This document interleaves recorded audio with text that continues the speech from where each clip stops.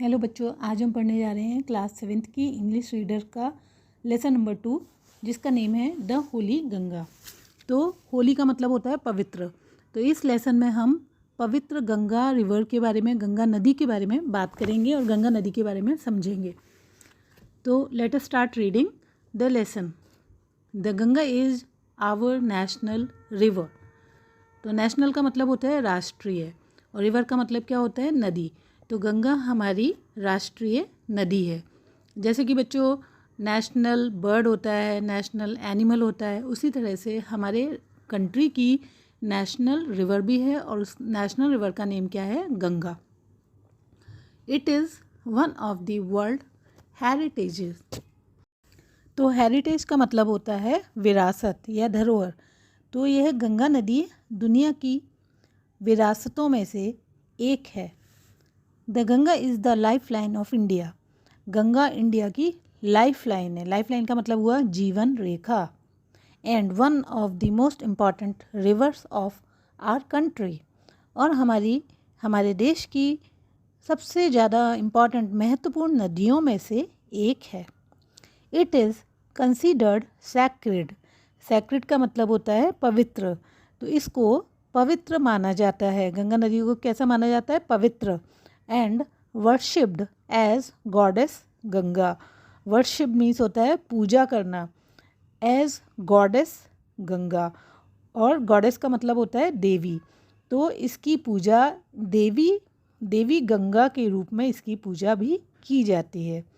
The Ganga begins it's journey from Gomukh. Begin का मतलब होता है बच्चों शुरू करना और जर्नी का मतलब होता है यात्रा।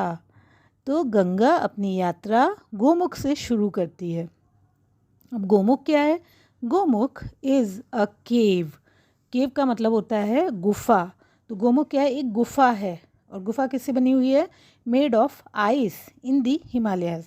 हिमालयज़ में बर्फ़ से जो हिमालयज़ ढके रहते हैं उससे गोमुख की गुफा बनी हुई है और वहीं से गंगा की शुरुआत होती है। The ice melts.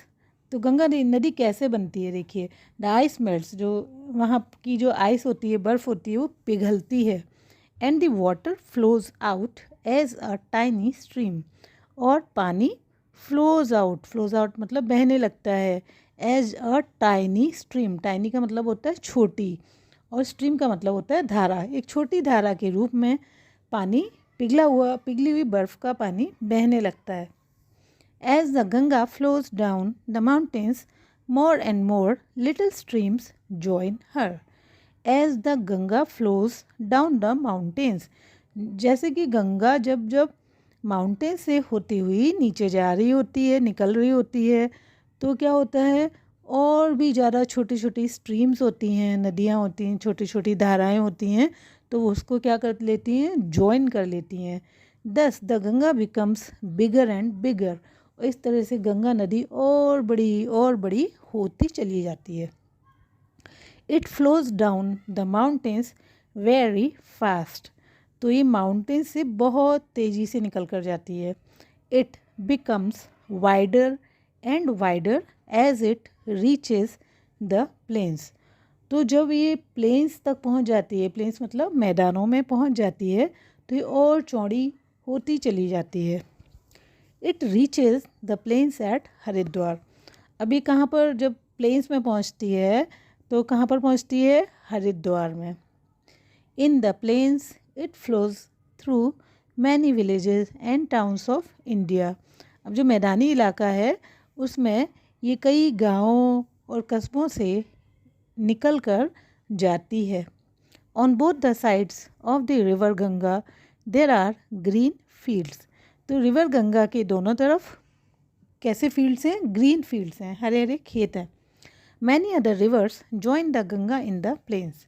प्लेन्स मतलब मैदानी एरिया में, मैदानी इलाके में गंगा को और भी बहुत सारी रिवर्स ज्वाइन कर लेती हैं।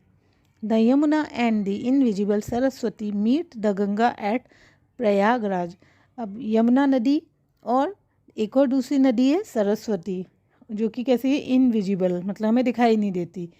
तो यमुना और सरस्वती गंगा को गंगा से कहाँ मिलती हैं? प्रयागराज में मिलती हैं। मतलब प्रयागराज में 3 नदियों का संगम होता है, मिलन होता है, और उस प्लेस को क्या कहते हैं? संगम कहते हैं। This meeting place of the 3 rivers is called Triveni Sangam. इन तीनों नदियों की जो मीटिंग प्लेस है उसको हम क्या कहते हैं? Triveni Sangam. It is a holy place called Tirthraj Prayag. तो ये त्रिवेणी संगम है, ये एक होली प्लेस है, पवित्र स्थान है। इसका नाम क्या पड़ जाता है फिर? Tirthraj Prayag. Kumbh Mela at Prayag has gained international fame as the world's largest religious gathering of people. तो प्रयागराज में जो कुंभ मेला लगता है उसने बहुत अंतर्राष्ट्रीय प्रसिद्धि हासिल की है, क्योंकि यहाँ पर सबसे ज़्यादा धार्मिक गैदरिंग होती है। सबसे ज़्यादा यहाँ पे लोग किसी धार्मिक कार्य के लिए इकट्ठे होते हैं। Many Hindus believe that taking a holy dip in the Ganga can purify a person soul of all past sins. बहुत सारे हिंदू बिलीव करते हैं, विश्वास करते हैं कि गंगा में एक डिप लगाने से, मतलब डुबकी लगाने से, गंगा नदी में डुबकी लगाने से किसी भी व्यक्ति के पुराने जो पाप होते हैं वो धुल जाते हैं। After passing through many big cities, कई सारी बड़े बड़े शहरों से निकलने के बाद में the Ganga flows towards the sea. तो गंगा कहाँ पर बहने लगती है? समुद्र की तरफ। As it reaches closer to the sea, जब इस समुद्र के पास पहुँचने वाली होती है, इट्स स्पीड बिकम्स स्लोअर। तो इसकी स्पीड स्लोअर होती चली जाती है, धीमी हो जाती है। And finally it merges into the sea, और फिर अंत में ये समुद्र में मिक्स हो जाती है, मिल जाती है। The Ganga's long journey from high up in the mountains ends at the bay of Bengal.